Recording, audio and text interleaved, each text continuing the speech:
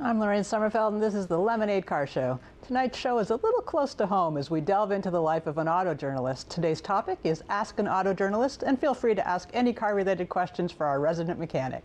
Lemonade is brought to you by OMVIC, that's Ontario's vehicle sales regulator, and we're produced by the Automobile Protection Association.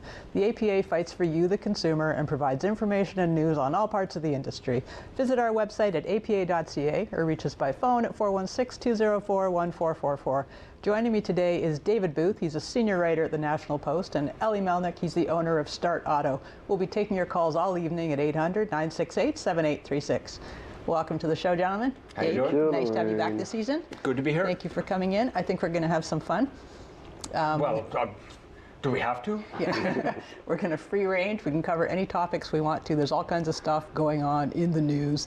Off the top, we're talking about the life of an auto journalist. Probably nobody has one better than you do for as long as you do, because, you know, you're old, so we can start there. And I lack the wisdom that comes with old age. I don't know how that happened. You know, the brochure said I'd get more wise. For auto journalism, it's 33 years I've been doing it. I pinch myself in the bum when I wake up in the morning, you know. I mean, I go someplace, somebody gives me a Lamborghini, sometimes a Ferrari, and I drive it around a racetrack. And I try to pretend that I can afford it so I can tell people who can afford it what it's like to be that rich. So, I mean, that part of it is a lot of fun. One thing I find interesting is you don't own a car. And I've never owned a car. You're a bike guy. You've never owned a car. I've never owned a car. I've bought many motorcycles. And to truth be told, while I just talked about Ferraris and Lamborghinis, given a choice between a $500,000 Lamborghini to drive and a $2,000 used motorcycle, on my personal time, I'll be choosing the crap motorcycle. I tell people to ask us what we pay to drive if you want to find out what we think is worth the dollars. Because we can all talk about the really exotic cars and the crazy stuff. It comes down to it, what we actually put our money on is a $2,000 motorcycle or the Hyundai Elantras I keep buying. I'd buy a 2008 Toyota Camry with a four-banger. Yeah. You know, I mean... A hybrid. A hybrid. No hybrids for me. No hybrids for me. No hybrids for me. I'd have a Toyota Camry. That's a really good segue. Let's go into hybrids and EVs. We touch on this every week because it's gaining a lot of steam. Now, one thing that happened last week is Ford in the U.S. said that they're going to go to the new president, I can't put all the words together in one sentence, to immediately dial back what they've been tasked with doing with the last administration or two, which is hitting fuel economy numbers and stuff. They want to start dialing it back because electric vehicles don't sell. Now, I know you have a take on this, and I know you do too, Ellie. Yeah, there's a lot of misinformation out there. For one thing, the mandate that's out there does not say, per se, that you have to sell so many cars, electric cars. It does offer a benefit, like a free extra. I think what they do is they double the equivalency of an electric vehicle, so that if you sell an electric vehicle, it offsets two other cars that don't meet the fuel economy standards. Two SUVs per se. But I think that you know, Ford and all of the car companies are being a bit disingenuous, because the standards as they are written doesn't say you can't sell all pickups. In fact, Ford could sell all of its vehicles, 100% of the vehicles it sells in a year could be pickups, and it could still meet the guidelines as long as those pickups increased their fuel economy a certain amount each year.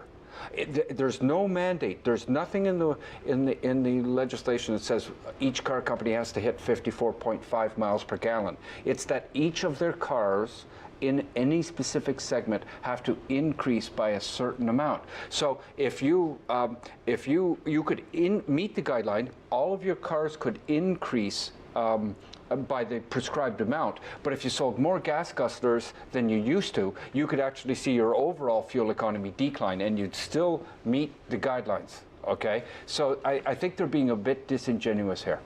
We brought up diesel just before we started because today was announced that there's 4 major cities around the world that want to phase out diesel within 5 years. We've seen it already. Thank you, Volkswagen. Well, but I still think that diesels have issues, even as we like to call them clean diesel, Volkswagen notwithstanding. Diesels have particulate emissions that are very harmful and no one can control because that's the nature of the beast. And Volkswagen's not alone in this. They're the ones who got caught. Well, they got caught. The biggest? I think there's a lot of people. I mean, the part that I would stress very much is to understand the difference between North America and Europe. The European Commission, I've done a ton of research specifically on Volkswagen, and the thing that comes across to me isn't necessarily about Volkswagen or diesels, but how thoroughly corrupt the testing in Europe really truly is. Volkswagen really didn't do anything out of character. They've been cheating all along since the 1970s. So has every other car maker. They're not just cheating on diesels, they're cheating on fuel economy of gas cars. I mean, you can, in the European Commission testing, you're allowed to tape up the headlights for better aerodynamics. You can roll the car downhill by 1%, so that you get better fuel economy. You can pry apart the brake pads before you do the fuel economy test to get less friction. This is all allowed. This is what's allowed. So the fact that Volkswagen went a little further and cheated more isn't surprising. But I'll give you, for instance, in I think I'm going to get these numbers right. The Q5 that I just tested in the new European driving cycle is rated at 6.6 liters per kilometer, or per 100 kilometers. In Canada, it's 9.3 liters per 100 kilometers. The exact same vehicle. It's about 40 to 50% more because our testing regimes are more stringent. It's probably using up a lot of fuel as it's crossing the ocean. Yeah, no. So the real story about all of that is that virtually nothing that you get out of Europe in terms of pollution standards or fuel economy ratings can be trusted even slightly. But I still think that government policy, as flawed as it is still saying that they want the manufacturers to produce vehicles that consume less fossil fuel. It's so confusing for consumers, though, because we think manufacturers are making cars and they're listening to us when we fill out all these surveys. A lot of it's driven by legislation, though, and government. So manufacturers have to answer to legislation as well as consumers' wants and needs, and it's an open loop. Like everybody's right here. Elu's right that they have to set standards to improve cars for greater fuel economy. What they can't do, which you said earlier, is tell us which cars or which technologies will solve that problem. Right now, they're trying to say electric vehicles will solve the problem, and they're giving them extra bonus points and proscribing that you should do this. Let's not forget that how diesels got in trouble in the first place, okay, was they were a small part of the European fleet 30, 40 years ago. When CO2 emission standards came along, the government said, oh, diesels are the best at reducing CO2 standards. So they did all manner of things to promote CO2 reducing diesel. So now their fleets are 60% diesel. Only later did we find out there was an unintended consequence.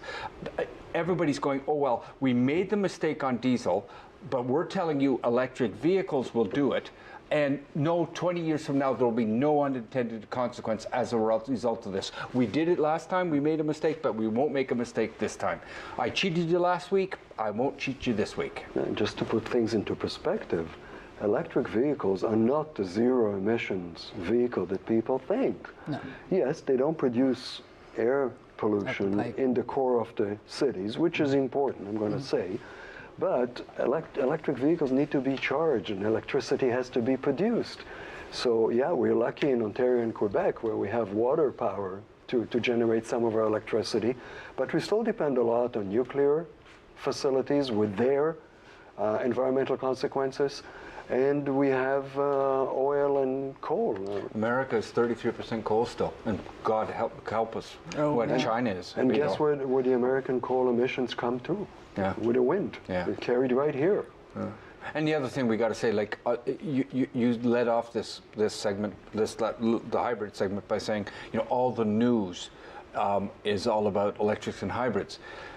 They're getting lots of news. They're getting lots of publicity. We're going to have to come back to this because this is going to take longer than the 3-2-1 that's going on in my ear right now.